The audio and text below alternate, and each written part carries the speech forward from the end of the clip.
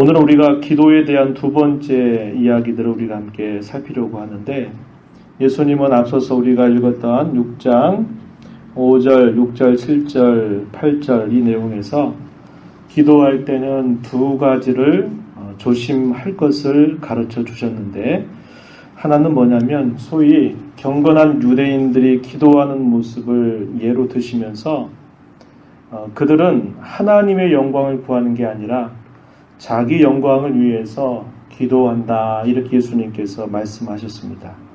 기도를 왜 하는가, 무엇을 위해서 기도하는가 할 때 겉으로는 하나님을 위하는 척 하는데 그들의 속마음은 자기들의 영광, 자기들의 욕심을, 자기들의 이름을 나타내기 위해서 기도하고 있다라는 것을 예수님께서 말씀하셨어요.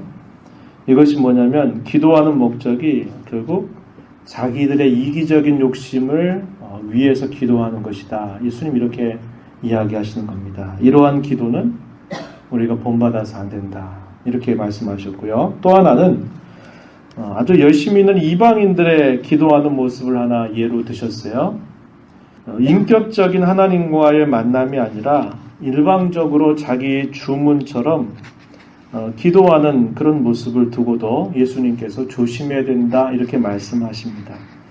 그들의 기도의 특징은 중언부언이다 그랬는데, 이 중언부언의 의미는 했던 기도를 또 반복한다, 그런 의미, 그게 아니고 그 말의 의미는 자신들이 무엇을 지금 기도하고 있는지, 구하고 있는지에 대해서 별 의식 없이 뜻없이 열심히 많이 기도하면 된다 생각하는 그런 특징을 가지고 있어요.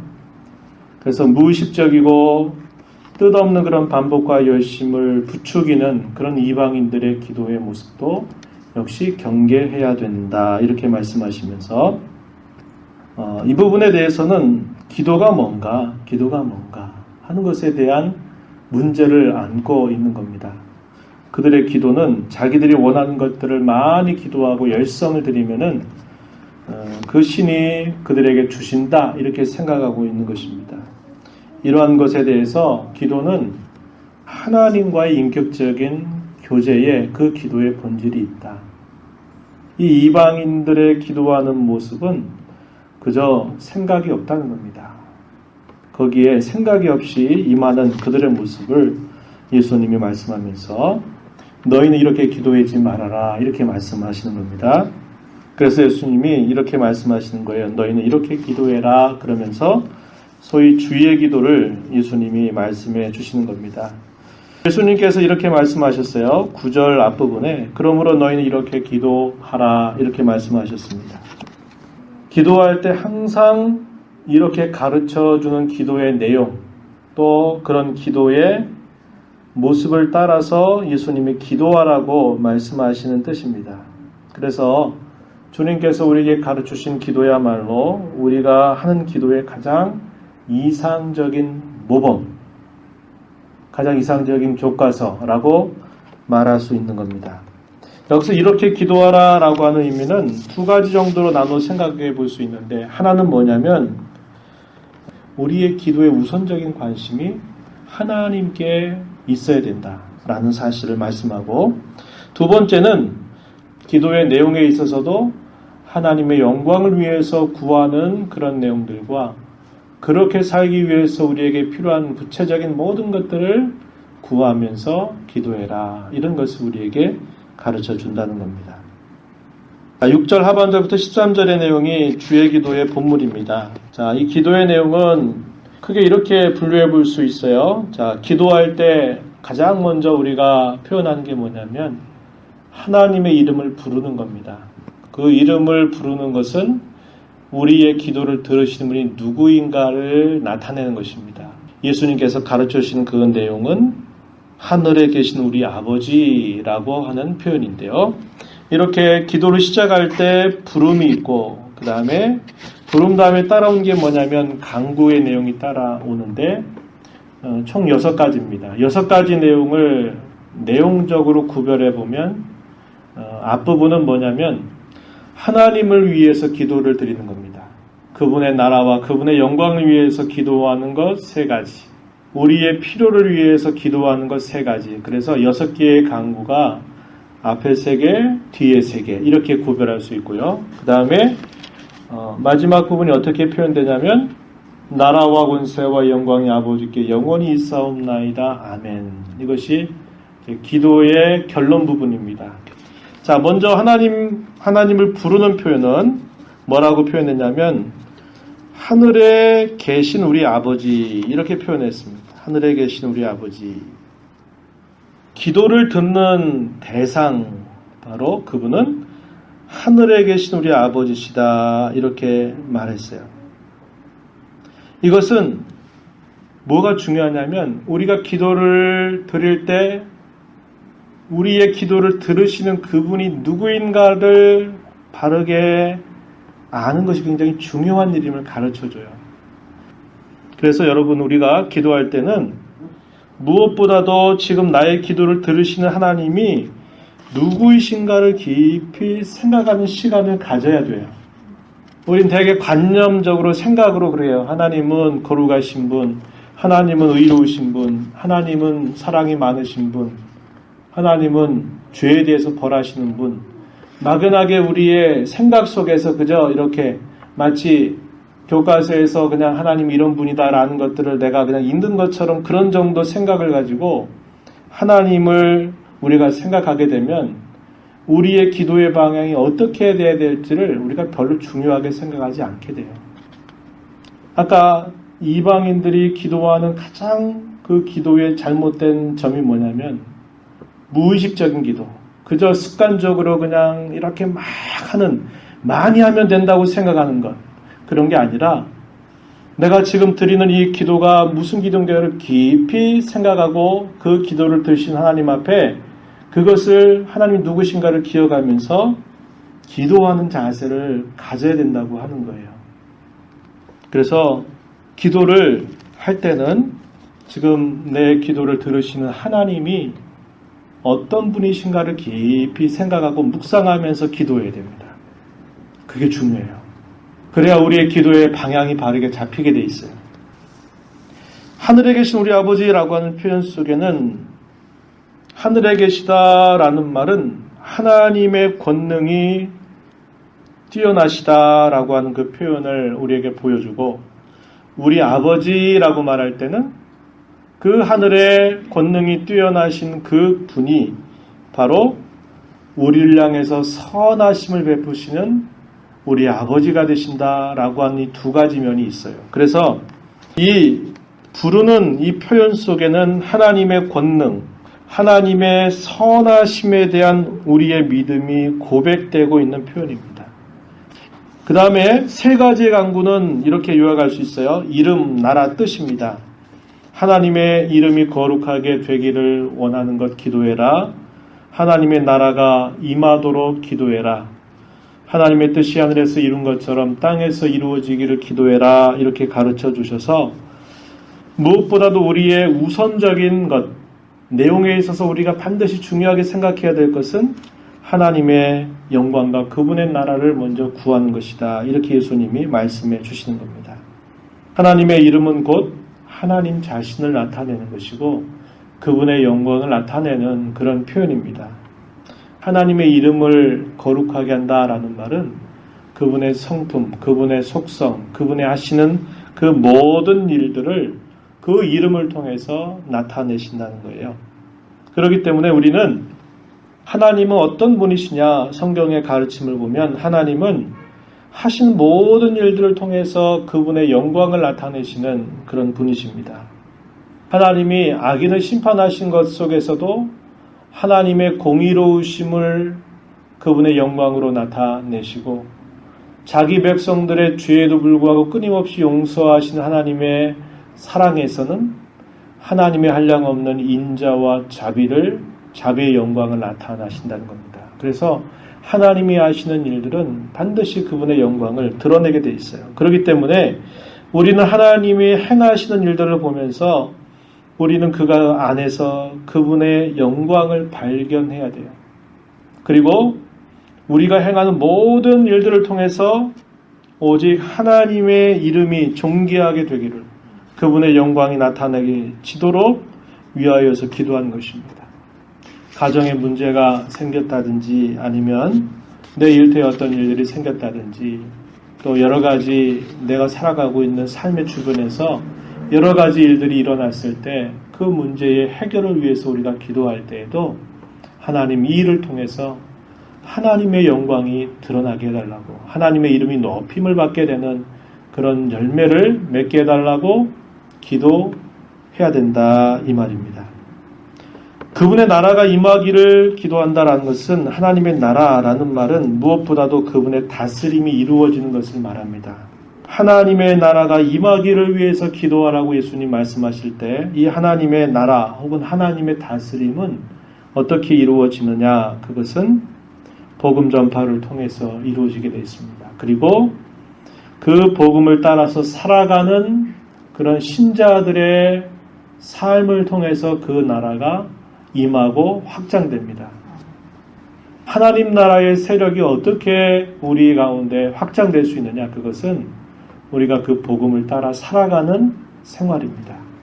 복음에 합당한 삶을 성도들이 살면서 그 영향력을 통해서 하나님의 나라가 임하고 확장되는 것입니다. 그래서 우리가 하나님 나라가 임하기로 해서 기도할 때는 복음이 전파되는 것. 우리가 늘 교회에서 기도할 때 있죠. 하나님의 말씀이 흥왕해서 그 말씀이 우리 가운데 세력을 이루어가는 일, 그리고 복음이 또 전파되는 그런 일들을 통해서 하나님의 나라가 임하신다는 겁니다. 하나님의 다스림은 우리와 같이 물리적인 그런 힘으로 다스리는 게 아니라 하나님의 다스림은 영적인 다스림인데요. 그 다스림의 두 가지 방법은 성령으로 말미암아 다스리시고 하나님의 말씀을 통해서 우리를 다스려요. 말씀과 성령으로 다스린다는 겁니다. 저와 여러분이 그리스도의 통치를 무엇으로 받느냐?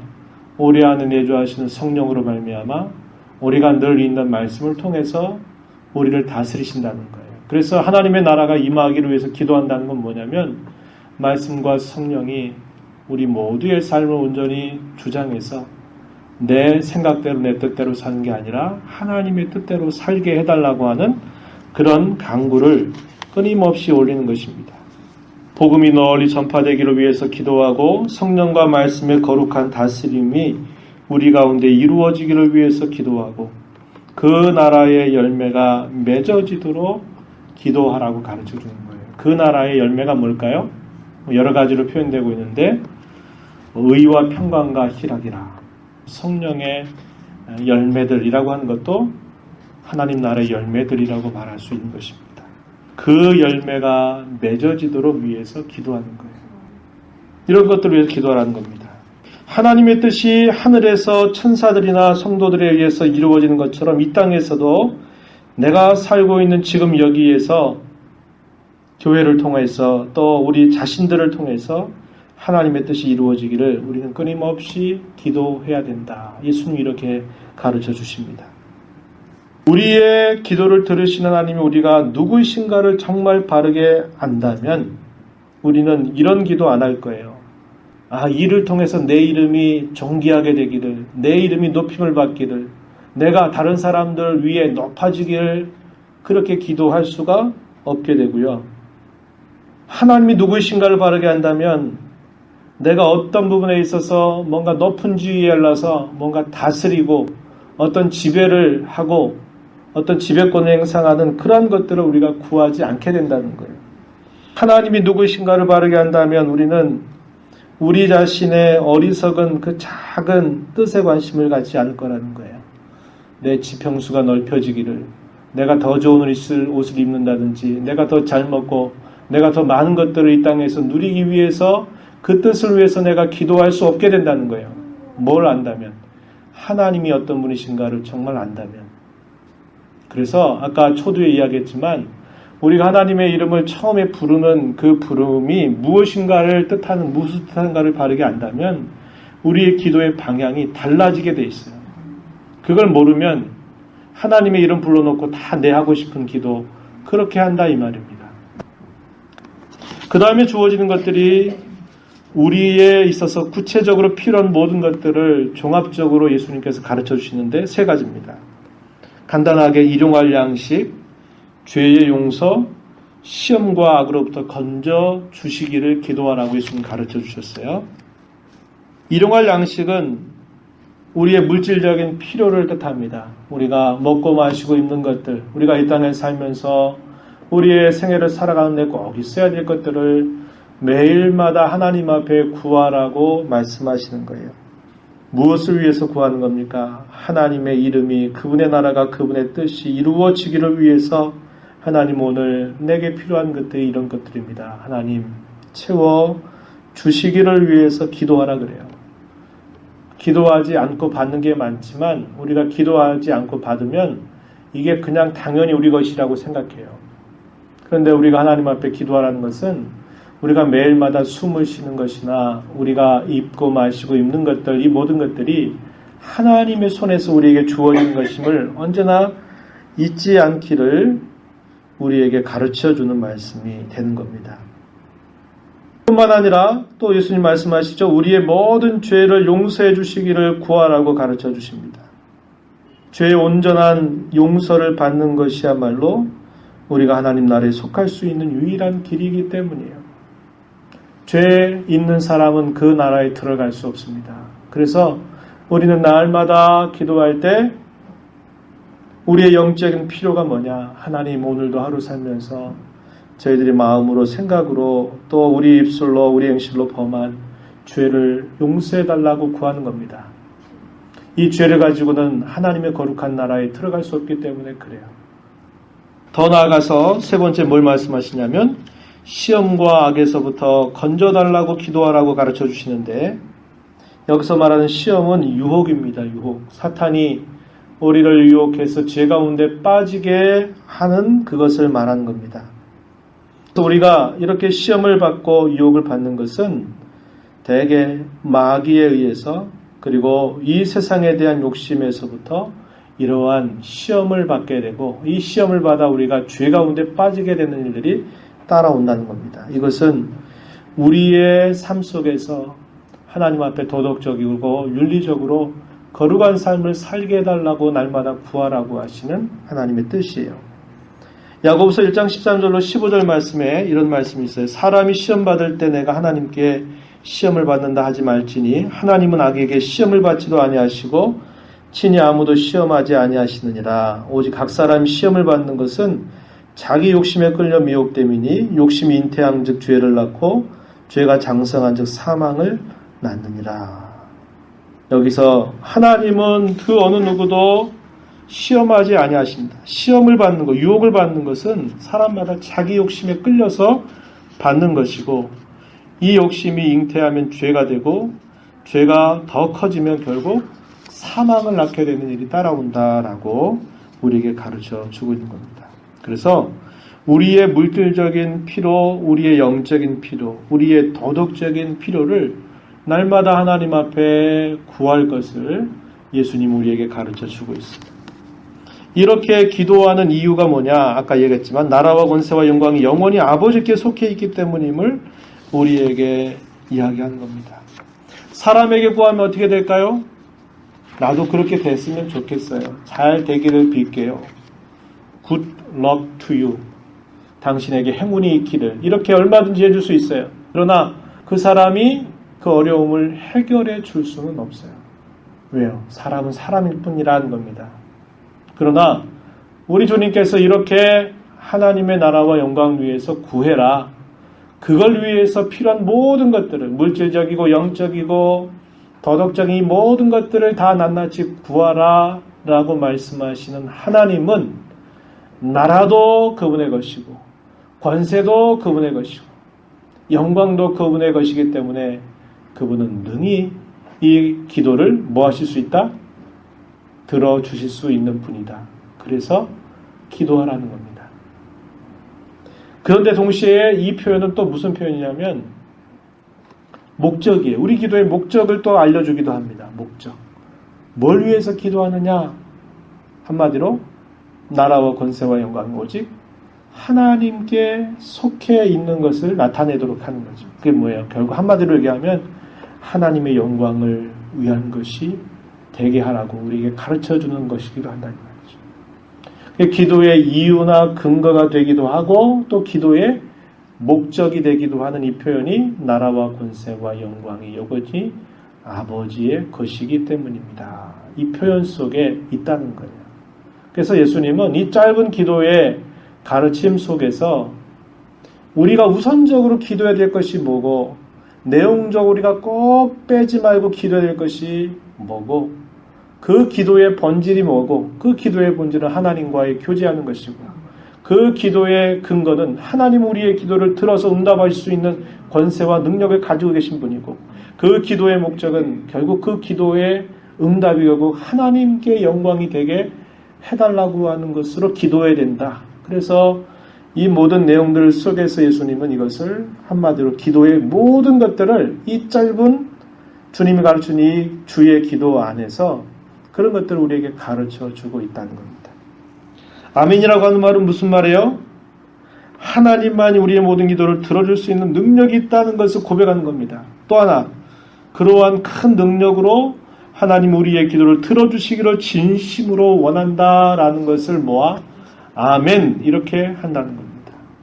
그러면서 아울러 14절 15절에서는 예수님이 한 가지 더 부연적으로 말씀하시는 게 있어요.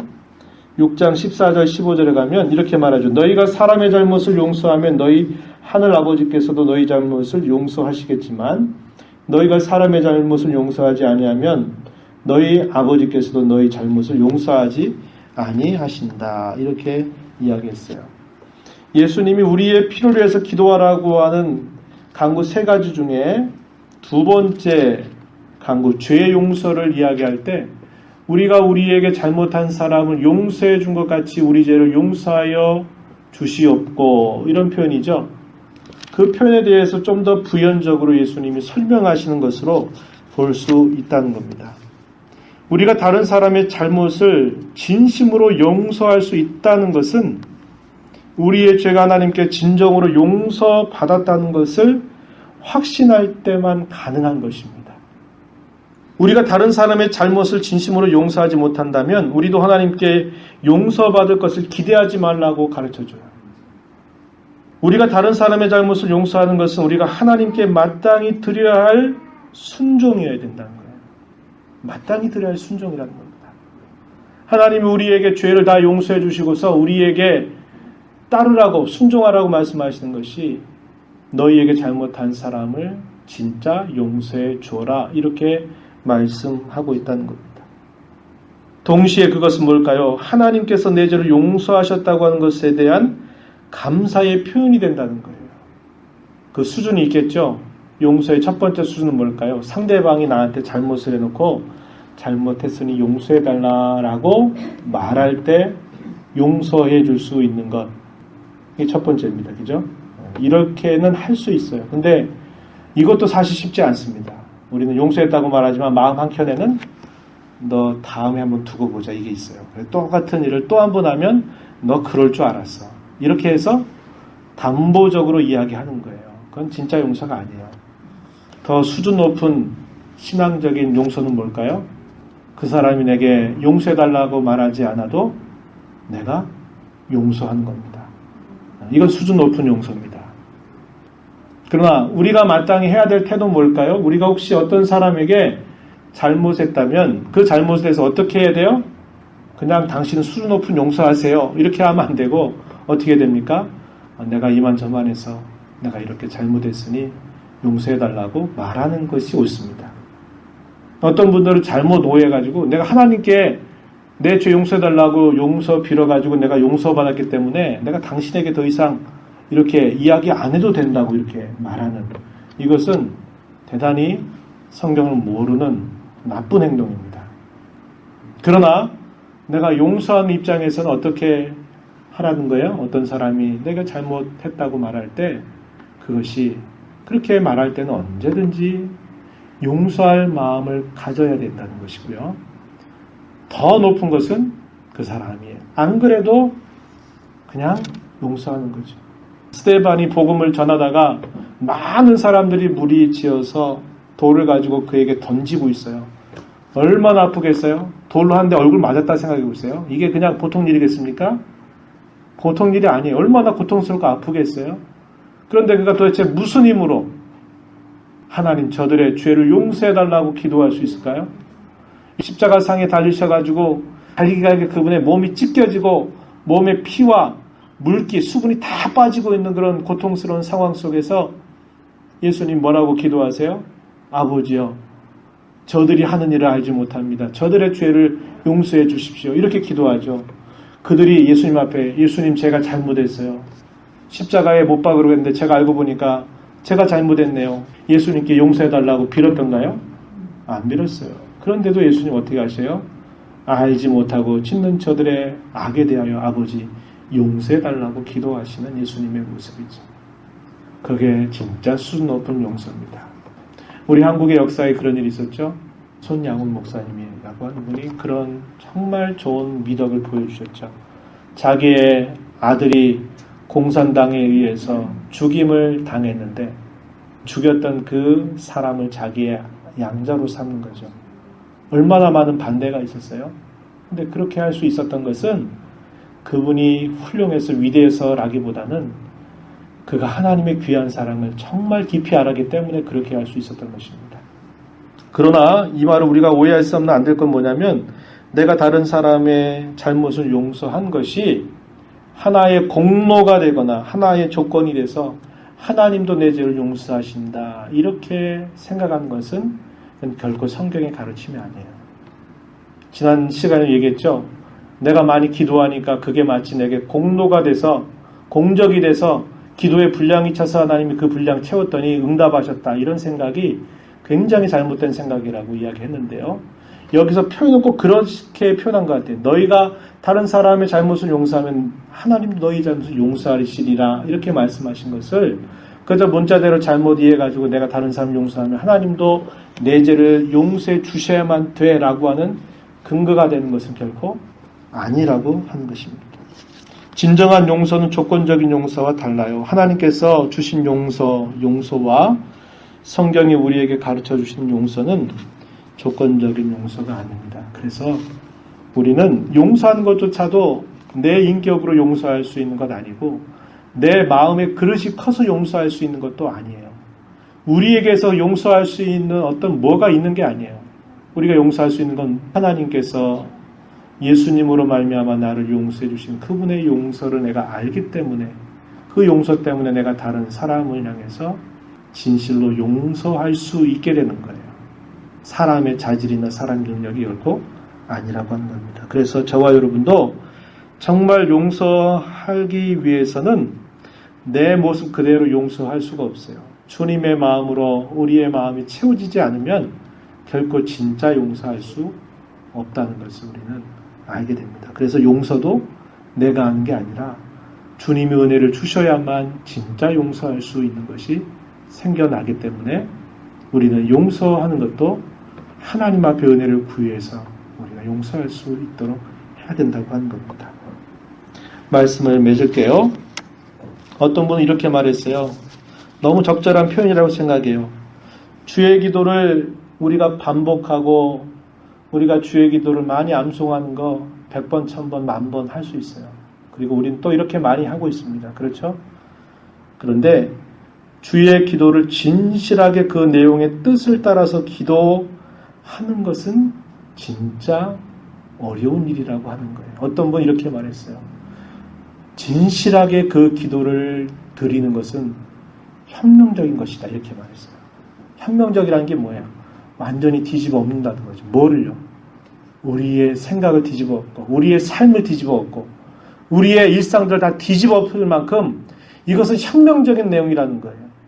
그런데 우리가 이것들을 우리가 그저 주의 기도함으로 예배 마칩니다. 그러니까 예배 마치는 순서의 하나인 것처럼 생각한다든지 우리가 그 뜻을 정확하게 생각지 않고 그저 주문 외우듯이 그렇게 기도한다고 하는 것은 참으로 안타까운 일이 아닐 수 없는 것이고 우리는 늘 그런 일들을 너무나 쉽게 반복하고 있는 죄를 범하고 있다는 것도 우리에게 있어서 참 안타까운 일이 되는 것입니다. 기도는 삶과 함께 가야 합니다. 그리고 삶과 함께 가는 기도이어야만 합니다. 기도하는 것 따로 우리 생활 따로 절대로 가서는 안 돼요. 이런 말씀을 기억하면서 우리의 기도를 다시 한번 점검하고 무엇보다도 하나님이 누구이신가를 깊이 묵상하면서 기도할 때 우리 하나님 앞에 참으로 겸손해질 수 있고요. 하나님을 향해서 참된 헌신을 가질 수가 있고 그분 앞에 기도하는 우리 자신이 아주 분명한 확신을 가지고 하나님 앞에 기도할 수 있게 되는 것입니다. 우리의 기도의 내용들을 점검하면서 하나님 앞에 올바르게 진실하게 기도하는 우리 모두가 되기를 바랍니다.